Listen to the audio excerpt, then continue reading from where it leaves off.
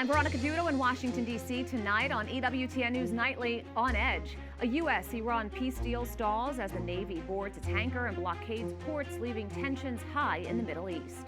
Funding passed. The Senate passes a $70 billion immigration enforcement bill backing the Trump administration's priorities after conquering a weeks-long financial fight over a controversial settlement fund.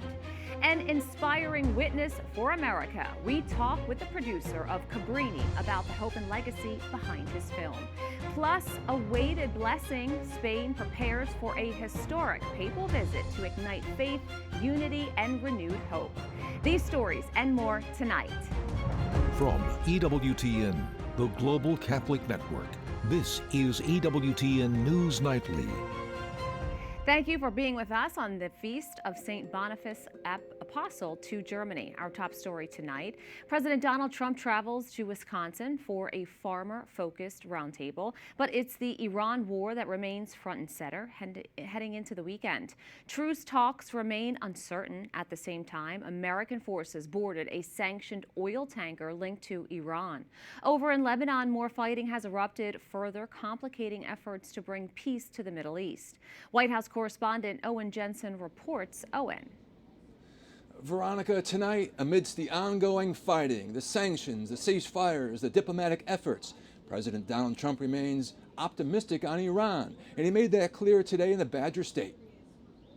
President Donald Trump arriving in northwestern Wisconsin, heading to Chippewa Falls. Updates reporters outside Air Force One about Iran. The situation with Iran seems to be going quite well. Thank you. And tonight, several new developments overseas from the Middle East making headlines. In Lebanon, smoke was seen rising this morning. The sound of explosions could also be heard. Israel and Lebanon aiming to continue talks later this month for a comprehensive peace deal. But Hezbollah calling it Satan's dream in heaven.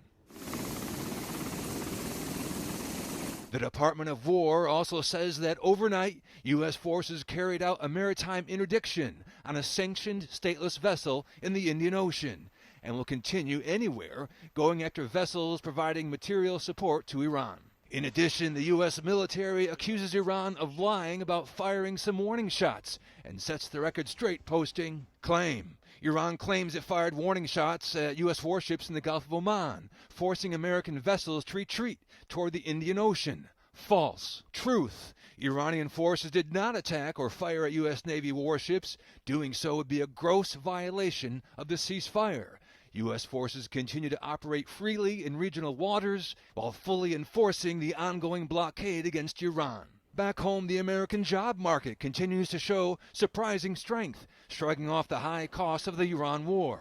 Employers added 172,000 jobs in May, roughly double what forecasters had expected. I think that's what's happening, is that the supply side policies of President Trump, from deregulation to the big beautiful bill to no tax on overtime, that it's having a big positive supply side effect, and that's something that keeps surprising Wall Street economists over and over. As for gas prices and Americans planning road trips for the summer, the gas price story is a serious one. We understand that people are hurting on that, and we've taken a number of measures to reduce the disruption, and we expect it to be temporary. President Trump also told reporters today he wants a smaller intelligence community, meaning staffing cuts. And while Bill Pulte is the acting DNI, Director of National Intelligence, the president says he's interviewing 5 people for the permanent position for that job. At the White House, Owen Jensen, EWTN News Nightly. An immigration enforcement bill has finally passed the Senate, and it happened in the wee hours of the morning. It is a major win for President Trump. The $70 billion package funds ICE and Border Patrol through the rest of President Trump's term.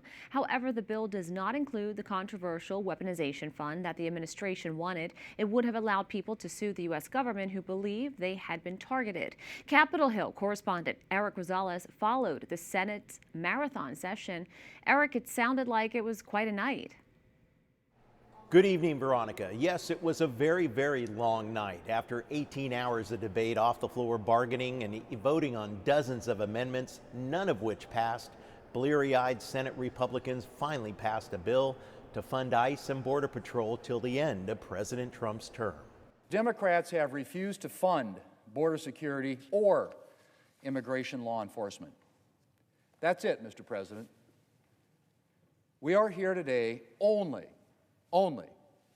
because Democrats refused to appropriate a single dollar for our border and immigration law enforcement. Many of the amendments which failed were about the Justice Department's $1.8 billion anti-weaponization fund. Trump's slush fund is anything but beautiful.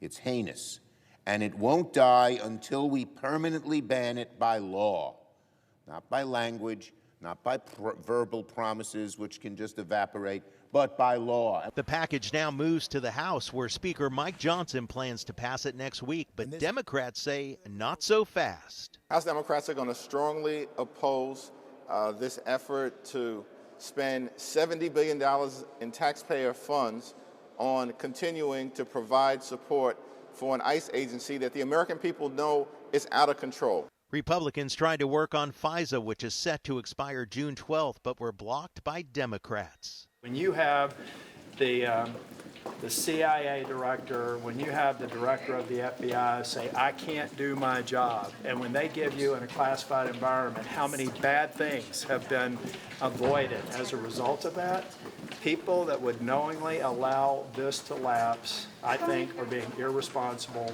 Democrats say they oppose the president's appointment of home builder Bill Pulte as acting director of national intelligence. They say he has no intel experience and has a history of using sensitive information against political opponents.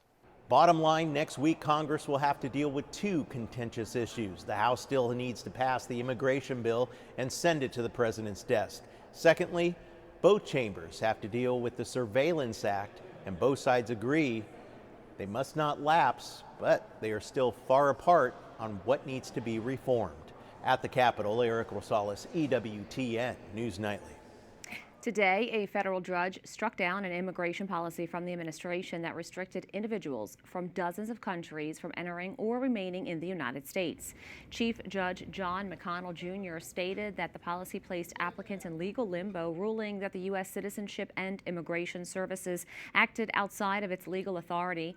The policy, enacted after a shooting involving an Afghan national last year, had blocked final decisions on asylum and green cards for applicants from 39 nations. The Department of Homeland Security did not immediately comment. A major win for student safety. Catholic schools in the Archdiocese of Miami have secured $15 million in Florida state funding. The legislative victory follows months of passionate advocacy from Catholic families and leaders. The funds will directly enhance infrastructure, boosting campus security systems, fortifying entryways, and protecting sacred spaces, ensuring every child can learn in a safe environment. Joining us now to help us understand is Dr. Jim Rigg, Secretary of Education and the Superintendent of Catholic Schools in the Archdiocese of Miami, Florida. Dr. Rigg, thank you so much for speaking with us. It's my pleasure. Thank you. Can you explain why this funding was needed and also why it was requested by the diocese? Well, the safety of our students and our educators in our Catholic schools is always our utmost priority.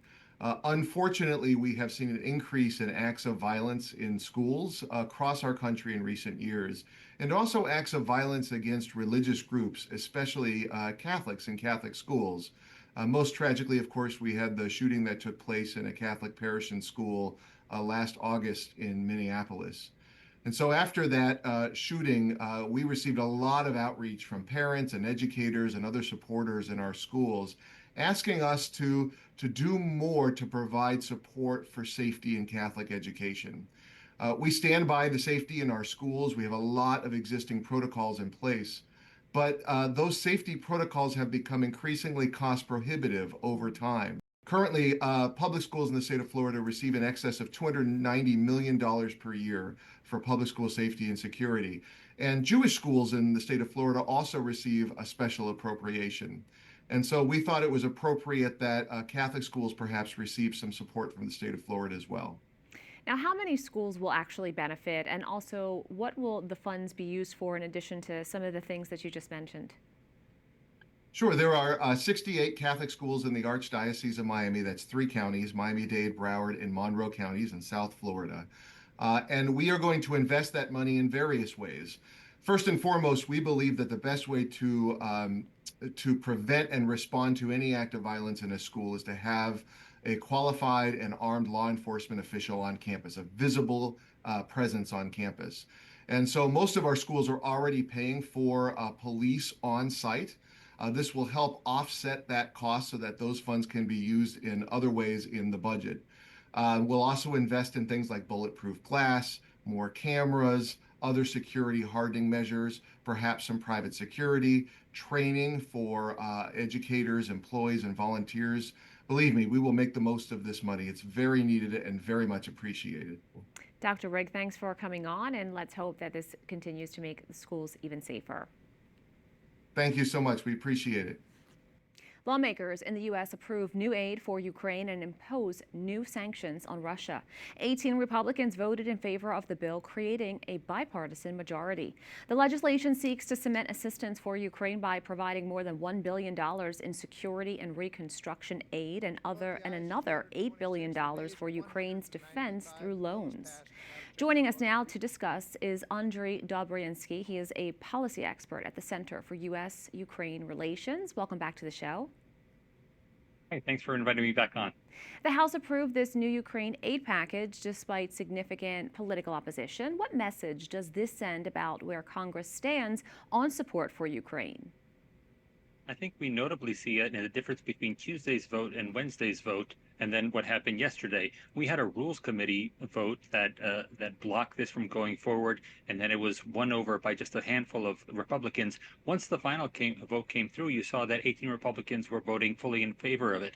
And if you were listening to the debate as was going on in the well of the Congress, many of the oppositions were that the Republicans wanted their own bill, as opposed to the bill that was originally proposed that's bipartisan between Congressman Gregory Meeks and Brian Fitzpatrick. So there's really a groundswell of support. And in the last polls that were happening in the United States on the 4th anniversary of the war in February, we saw that 2/3 of Americans think that we're not doing enough to help Ukraine.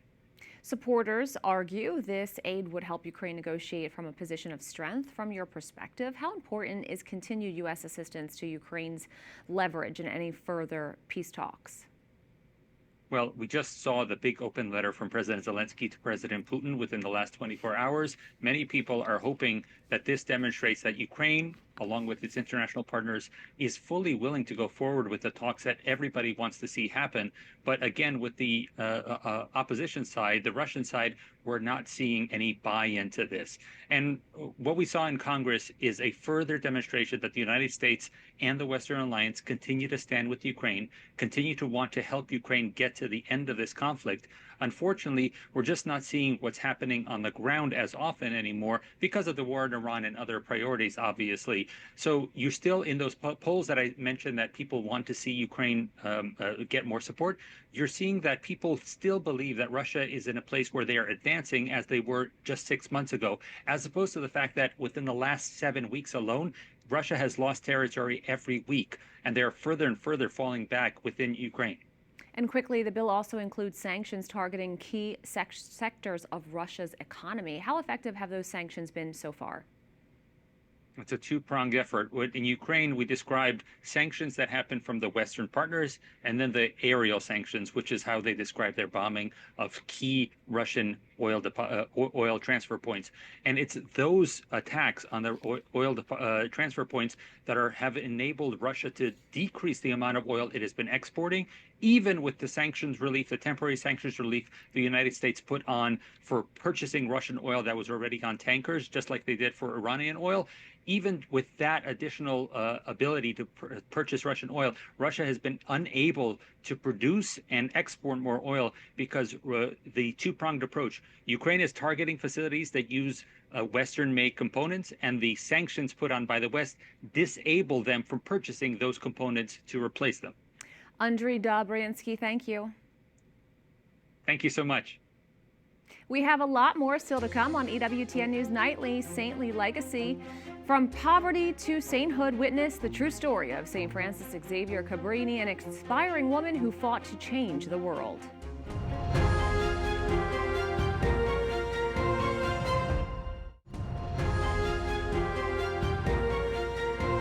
The National National Eucharistic Pilgrimage continues its journey up the East Coast, reaching its halfway point in the nation's capital today. After passing through Richmond today, the St. Francis Xavier Cabrini route will reach Washington, D.C., where a priest will bless the nation's capital with the Blessed Sacrament from the Washington Monument. Be sure to catch our live coverage of the pilgrimage as it processes past the White House tomorrow morning at 9:30 a.m. Eastern. Tomorrow evening, you can learn more about the life of Saint Cabrini. EWTN will be showing the feature film Cabrini at 8 p.m. Eastern. Joining us now is the executive producer of the movie, J. Eustace Wolfington. Thank you so much for coming on. Thank you, Veronica. Pleasure to be here. What inspired you to bring the story of St. Francis Cabrini to the big screen? Well, a nun walked to my office one day and said, "Will you help me do a movie on Mother Cabrini?" Her name was Sister Mary Louise Sullivan. She was the head of the Cabrini College here in Philadelphia. I said, "Sister, I did one movie. I never want to do another movie again." For 7 years, she came back and encouraged me to make the movie. Finally, in the 7th year, she said, "Look, I have an Italian film company. They're going to do the film. And I'd like you to come up to Cabrini Shrine and meet them and see what you think of the film." So I went to New York to the Cabrini Shrine for the first time. I looked at what they were going to do.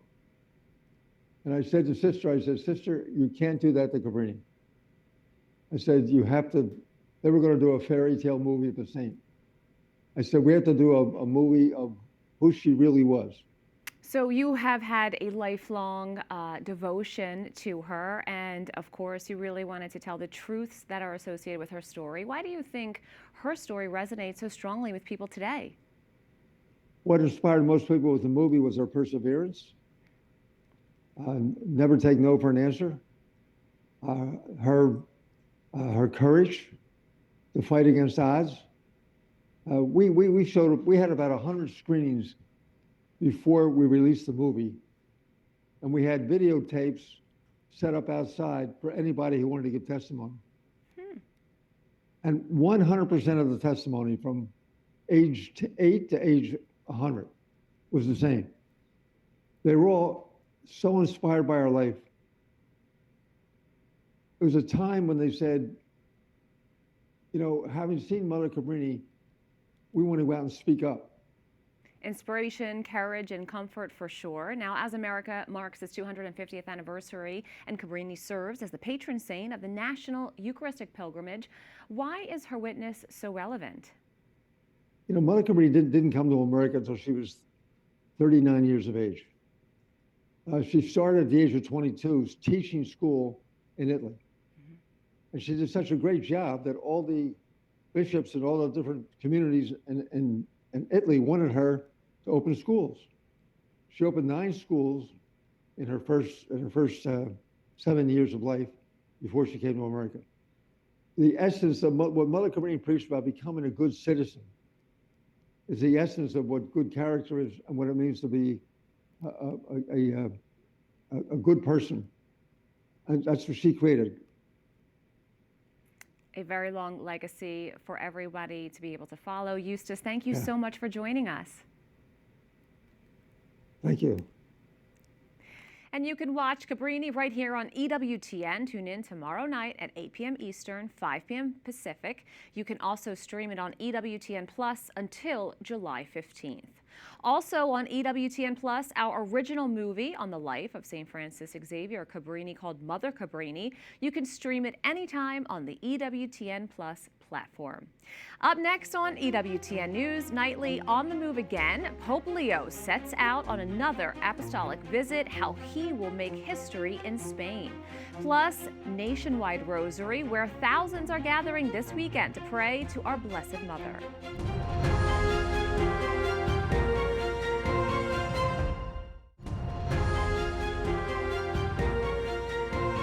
Preparations are underway for an international Catholic event in the capital of Lithuania. The World Apostolic Congress on Mercy begins next week. EWTN News correspondent Colin Flynn is there. I'm here in Vilnius, the capital of Lithuania, the largest of the Baltic states, Estonia, Latvia and Lithuania, right in the Baltic Sea. And this country has a population of 2.8 million people, predominantly Catholic, around 75% of the population. And next week, from the 7th of June until the 12th, it will host the International Congress on Divine Mercy. So why Vilnius? Well, of course, we all know that famous Divine Mercy image of Jesus Christ, where he has one hand raised, the other pointing to his heart, and those two rays of light emanating from his chest, one in red, one in white, representing his love and his infinite mercy. That image was from the visions that the Polish nun, Saint Faustina, received. But it was actually during her time here in Vilnius, the Lithuanian capital, that the image was painted for the first time from her vision. And that is why it is so special to the people here in Lithuania, and then of course became special to believers all over the world. So next week we will have a collection of masses, of prayers, of talks, powerful reflections and testimonies on the mystery of Jesus' Divine Mercy right here in the capital of Lithuania. And you can follow it all online with EWTN. But for just now, in Vilnius, this is Colin Flynn for EWTN News Nightly. This weekend, thousands will gather for a countrywide rosary at the Shrine of Our Lady of Knock in Ireland. So we have a full day program for people, many speakers and beautiful mass, and one of the highlights will be the anointing of the sick, the rosary procession, but the reconsecration of Ireland as well by Archbishop Eamon Martin, which will take place towards the end of the mass. So lots of different things for people to do on the day. The All-Ireland Rosary Rally is set to attract more than 10,000 pilgrims for its 40th annual Rosary Procession. Speakers include Irish figures as well as Father Chris Alar of the U.S. National Shrine of Divine Mercy. Our EWTN team in Ireland will be on the ground covering the event. Tomorrow, Pope Leo embarks on another international trip. This time, he's traveling to Spain, which has a storied history with the Holy See. EWTN News' Zofia Chubek looks at what the Holy Father plans to do. Spain and the Holy See share the oldest permanent diplomatic relationship in the world, stretching back centuries to the late 1400s. Spain's history is steeped in Catholic culture, and today, over half the country identifies as Catholic. Yet, the country has seen a notable shift towards secularism. In fact, its leader is an atheist. Still, in his recent meeting with Pope Leo, Prime Minister Pedro Sanchez highlighted the common ground the two leaders found on many issues. I believe that his voice is a moral compass in the fight against injustice, because he is always on the side of the weakest. The Holy Father begins his visit in Madrid. There he will meet with civil leaders, diplomats, and hold a prayer vigil with young people. But perhaps most notably, on Sunday, he will lead the Corpus Christi procession through part of the city. On Tuesday, Pope Leo heads to Barcelona. In a historic moment, he will enter into the famed Sagrada Familia Basilica, becoming only the third pope to do so. In what is expected to be a touching move, the Holy Father will bless the recently completed Tower of Jesus Christ. It's the tallest tower of the Basilica and the tallest church tower in the world. The blessing happens on the 100th anniversary of the death of Antoni Gaudi. He's the architect that designed the Basilica and chose to be buried there. Gaudi is not just known for his architecture, but also for his life of deep faith. We recently talked to Father Reniel Herrera, the postulator for Gaudi's cause for canonization. He spoke of the significance of the Holy Father's trip for Spain and the world. The Pope's visit is a bearer of hope. I'm convinced that, whether people want it or not, the opportunities for encounter, the moments of dialogue, the gestures and the words will offer the chance to rediscover the beauty of faith. On Thursday, Pope Leo will travel to the Canary Islands off the coast of Morocco in northwest Africa. The islands remain a focal point of mass migration into Europe. In recent years, tens of thousands of African migrants have moved through the islands, embarking on the increasingly deadly Atlantic route to Europe. Pope Leo will meet with organizations working with migrants, the migrants themselves, and church leaders. Finally, the Holy Father will return to Rome on Friday, bringing an end to his 4th international visit. In Rome, Zofia Tubak for EWTN News Nightly. To finish the week with a smile, you've got to see this. Believe it or not, the Pope had unclaimed cash waiting for him in Illinois. The state treasurer tracked down the Chicago-born pontiff at the Vatican to hand-deliver $8.65 from an old, forgotten PayPal account. We would like to return this to you. PayPal account, $8.65. Claim this. That's awesome. Don't even claim it. They hung up on me on the phone. It's a true, slightly modified, but true story. Baked in Illinois. All you have to do is tell us, and we will give the charity, and others will follow your example. Thank you very much. We thank you for watching tonight. Remember, you can follow us on social media, Facebook, X, YouTube, and Instagram at EWTN News Nightly. I'm Veronica Dudo. Good night and God bless.